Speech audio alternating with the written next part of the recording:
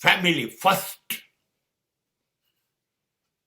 Family first, family first. I don't have any disputes with my family. I don't have any difference of opinion with my family.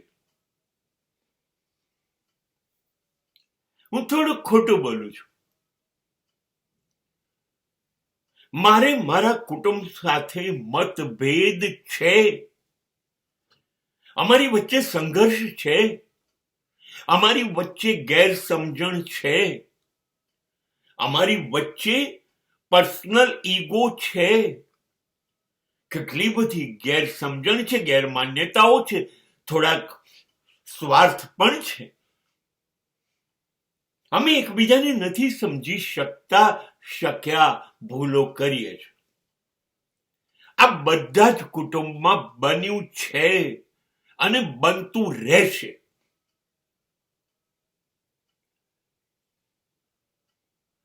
પણ family first નો મતલબ છે કે મારા મતભેદ, મારા પૂર્વગ્રહ, મારા હઠાગ્રહ, મારા દુરાગ્રહો, મારી ગેરસમજણો, એ બધું જ હું મારા કુટુંબના સભ્યની સાથે બેસીને જ રજૂ કરીશ, ઉકેલીશ.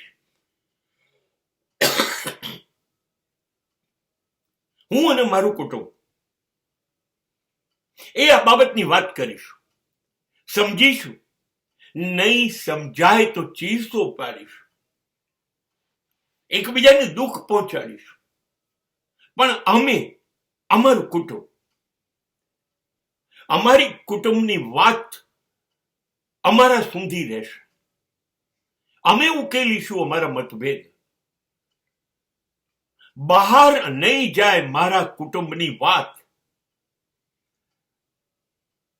અમારી તકલીફો છે, હા તો છે, એ અમારી છે, અમારી છે, અમારી છે, કોઈની નથી. સમાજને એમાં શું કામ મારે દાખલ કરવા? આ મારી બહુ મોટી મૂર્ખામી છે જો હું બીજા કોઈને કહીશ અમારી તકલીફો. અરે લોકો રાહ જોઈને બેઠા છે તિરાડ પડે ક્યાંથી અને આખા અંદર ઘૂસી જઈએ. લોકોને તો મફતનું મનોરંજન જોઈએ છે. તમારા મતભેદોનો, તમારી સમસ્યાઓનો કોઈ ઉકેલ તો કોઈ આપવાનું નથી. ઉપરથી જાણીને સમાજમાં તમારા કુટુંબને હલકું પાડશે, એક સાથેથી બીજાને છૂટો કરશે, દૂર લઈ જશે, એક કુટુંબના અનેક ટુકડા કરશે.